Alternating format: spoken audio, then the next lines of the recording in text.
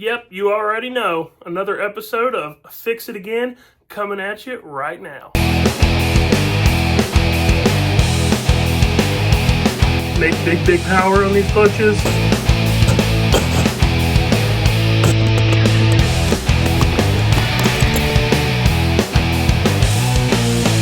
Top level 400s, like I'm talking pro mod type stuff, 5,000 horsepower, 400 stuff.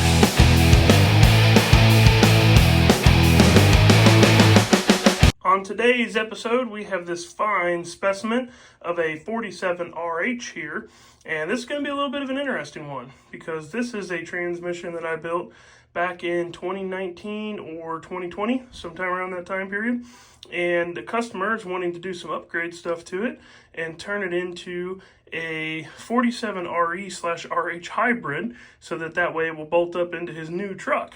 He's got him a 97 4x4 12 valve now, so he's wanting this thing converted over to an RE overdrive housing. We're going to do a billet output on it, upgrade it to a nice 800 horsepower build, refresh it, and send it back to him. So let's dive into this thing and see what it looks like, how it's been living this last 5 or so years. Here we have our overdrive brake clutches, and man, these things look super nice. These are the Black Alto. Yes, I know it's a funny name because they're not black, but that's what they're called, the Black Altos. These are what I used to run years ago. Every now and then still run them. Great clutch. We've ran these in race applications. We've been 497 on these clutches, made big power on these clutches. So in my opinion, these are just as good, at least for sure in the overdrive section, as the GPZs. So these are looking good. Our overdrive is living right. Okay, so I mentioned that we are going from a 47 RH, which we can tell this one is by the smaller 3-pin connector plug here. We are converting this over to an RE overdrive housing, so it's not going to have any of the governor tube assembly stuff anymore. This transmission is already a full manual valve body setup. So because of that, on the overdrive piston support here, we have already plugged the governor tube holes previously. Now, if you're wanting to convert an RH to an RE style and you had a full functioning valve body, wouldn't be that easy. You would need a different case because the 8-pin connector that you would need is a larger diameter, wouldn't fit in here. You could still plug the governor tubes in the overdrive piston support, but man, really at that point, like, you're having to buy another case. You're really getting into too much to where you should just probably get an RE core and be done with it. But since this one is a full manual valve body, it's not that big of a deal for us to do it. So we're basically just going to eliminate all of the governor portion of this. We're going to leave our overdrive piston support plugged and then just put an RE overdrive section in it, and then everything else can stay the same on it. Our pump is still pumping, RH pump and gear set. You can tell it's an RH because it has bigger pockets for the oil, like very similar to an RE pump body is. Same with the RH pump gear setup. But everything here looks nice, nothing to worry about. Our pump's still pumping.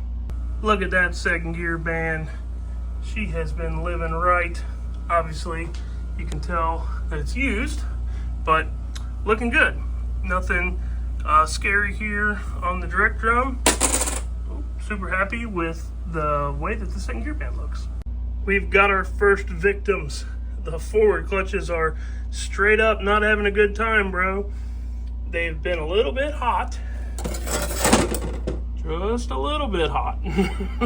So this is interesting. We don't normally see very much forward clutch failure here. So I'm going to talk to the customer and see if at any time a front cooler line or rear cooler line, any cooler line, has come off of this thing, or anything that caused it to lose a tremendous amount of fluid very quickly. Because usually whenever there's a forward clutch issue, there's most of the time a severe loss of fluid. And I've had customers, and I've seen it in other customers and other companies' builds, where a customer will have a cooler line failure, line blows off, and by the time they figure it out, it's because the transmission started slipping. This is the first thing to go, your forward clutches. And I've seen where They put a cooler line back on it, fill it back up with fluid, and it's good. It might be good for a couple weeks, couple days, might even last you 6 months.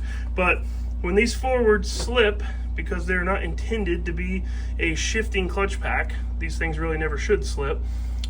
When they start to, burn like that a little bit, doesn't take much for them to lose their holding power. So that's why you can have a cooler line blow off and nothing happen, and then all of a sudden, a couple weeks later, a month later or something, you start having issues with forward gear engagement, slipping, things of that nature. So really important that you don't have a cooler line or anything like that blow off. If you do, you might really consider having the transmission torn down and look at. Now, not saying that that's what happened here, but it's a good example and a good reason for us to talk about what could happen if you have a cooler line issue. Let's take a gander at the forward apply piston here. See what our seals look like. Seals are in good shape, so we did not have a blown seal cause the forwards to fail. Let's see if we can find anything else. Let's check out our direct clutch pack here and see if this thing resembles the forwards or how it's doing.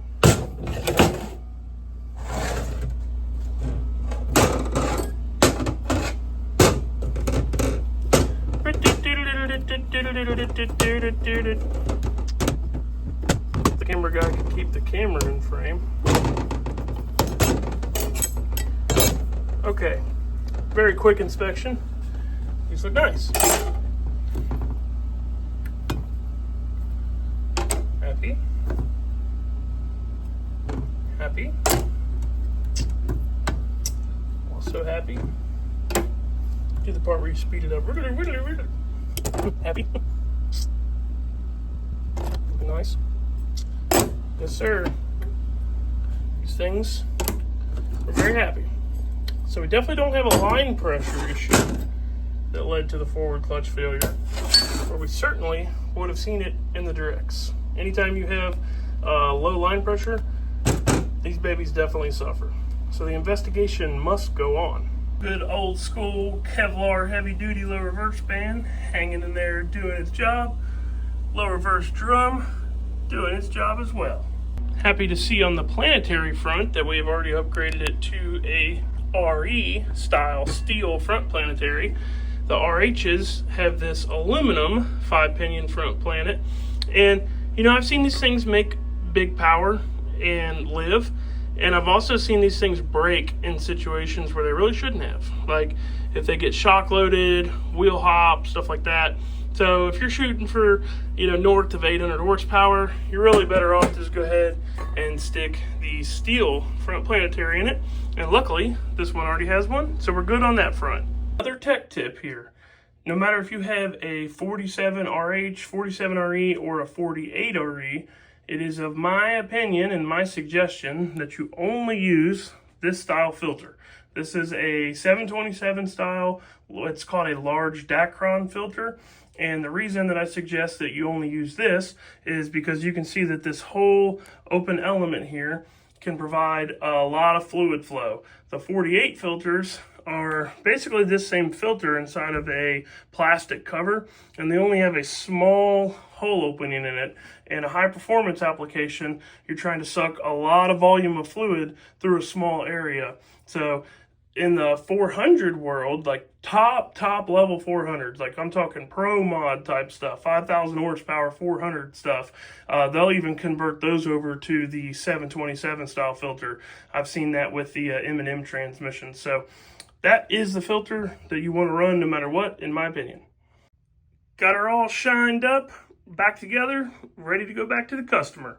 We now have got our 47RH RE hybrid all finished up. We put a Garin deep pan on it, and the reason for that was because one, I had a used one here, so I could just swap the customer his used one for that one. But the reason that I don't like those super crazy deep pans like what was on it is because this system only hold about 20 to 21 quarts at the most.